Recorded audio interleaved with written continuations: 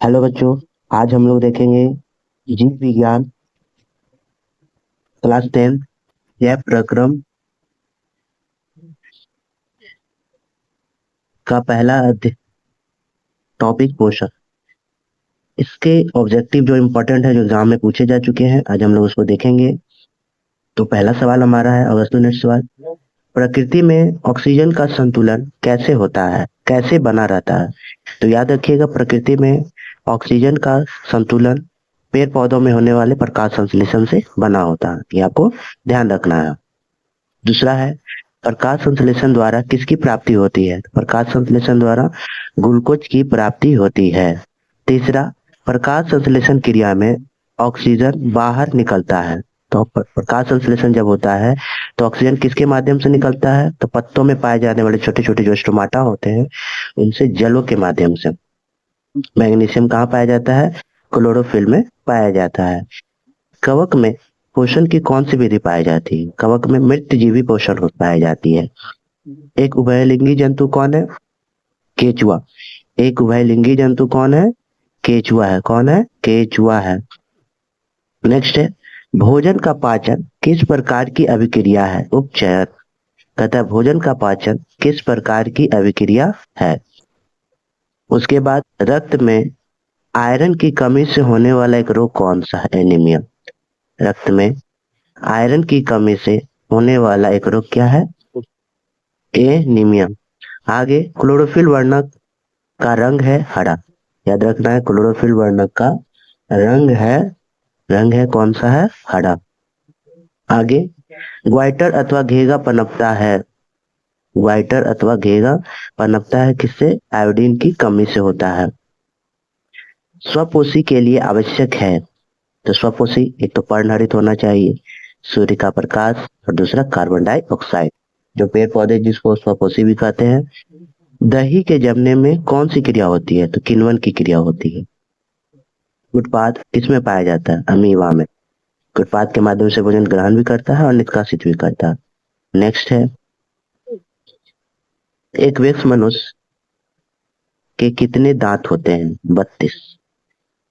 Slide को सर्वप्रथम compound microscope से देखा जाता है 10 गुना पर। स्लाइड को सबसे पहले सर्वप्रथम कंपाउंड से देखा जाता है 10 गुना पर। आगे कहता है, पराग नलिका का बीजांड की ओर वृद्धि करना किस प्रकार के अनुवर्तन से संबंधित है? तो पराग नलिका का बीजांड की ओर वृद्धि करना रसायनुवर्तन होता है। एक प्रकाशानुवर्तन होता है और एक होता है रसायनुवर्तन, या उसको कह सकते हैं गुरुत्वानुवर्तन। अगला है, पित्तरस कहाँ से स्थापित होता है? तो पिता से याद रखिएगा, पित्तरस होता है यकृत से। पितरस कहाँ से स्रावित होता है? यकृत से। अमीबा अपना भोजन कैसे पकड़ता है? तो कुटपाथ के द्वारा पकड़ता है। कौन सा एंजाइम वसा पर क्रिया करता है? लाइपेज। कौन सा वसा पर क्रिया करता है? लाइपेज। नेक्स्ट है, दांतों को साफ करने के लिए दंत फ्राई होता है क्षारीय। जो हम लोग मंजन करते हैं वो कैसा होता है? क्षारीय होता है। सभी हरे पौधे होते हैं स्वापोषी। किसकी उपस्थिति के कारण पौधे का रंग हरा होता है? क्लोरोफिल के कारण। हाइड्रा में पाया जाता है स्पर्शक। हाइड्रा में क्या पाया जाता है? स्पर्शक। ग्लूकोज का सूत्र आपको याद रखना है, C6H12O6।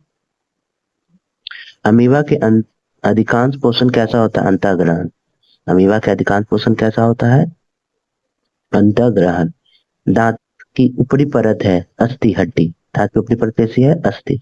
मानव आहार नाल का सबसे लंबा भाग होता है। तो मानव आहार नाल का सबसे लंबा भाग कौन सा होता है? छोटी आंत होती है। नेक्स्ट है, न्यूक्लिक शब्द किसके द्वारा दिया गया? तो याद रखिए, न्यूक्लिक, रॉबर्ट ब्राउन। न्यूक्लिक शब्द जो है किसके द्वारा दिया गया है? रॉबर्ट ब्राउन के द्वारा। नेक्स्ट है, पौधों में भोजन किस रूप में जमा होता है? स्टार्च के रूप में। पौधे और पशुओं की कोशिकाओं का वैधानिक अध्ययन क्या कहलाता है? कोशिका विधान कहलाता है। पशुओं और पौधों की कोशिकाओं का वैधानिक अध्ययन क्या कहलाता है? कोशिका विधान। ट्रिप्सिन एंजाइम का क्या कार्य है? ट्रिप्सिन एंजाइम का है प्रोटीन का पाचन। ट्रिप्सिन एंजाइम का क्या कार्य है? प्रोटीन का पाचन। नेक्स्ट है, मुख गुहा में आहार का कौन सा भाग पाचन होता है? मुख गुहा में आहार का कौन सा भाग पाचन होता है? कार्बोहाइड्रेट। स्वपोषी कौन है? हरे पौधे। स्वपोषी कौन है? हरे पौधे। ग्रहणी भाग है, ग्रहणी भाग कौन से? छोटी आंत। प्रकाश संश्लेषण होता है दिन में होता है। कब होता है प्रकाश संश्लेषण? दिन में होता है। नेक्स्ट सवाल है, मृतपोषी कौन होता है? गोबर छत्ता मृतपोषी जीव है। पौधे में प्रकाश संश्लेषण का स्थान क्लोरोप्लास्ट, क्लोरोफिल के क्लोरोप्लास्ट में होता है। नेक्स्ट है परिसेका, परिसेसिका, परिसेसिका हिस्सा है आहार नाल का। आहार नाल का सबसे लंबा भाग छोटी आंत। सजीव में पाए जाने वाले जैव प्रकरण जैसे श्वसन, पोषण, जनन, उत्सर्जन, परिवहन, ये सब हो जाएंगे।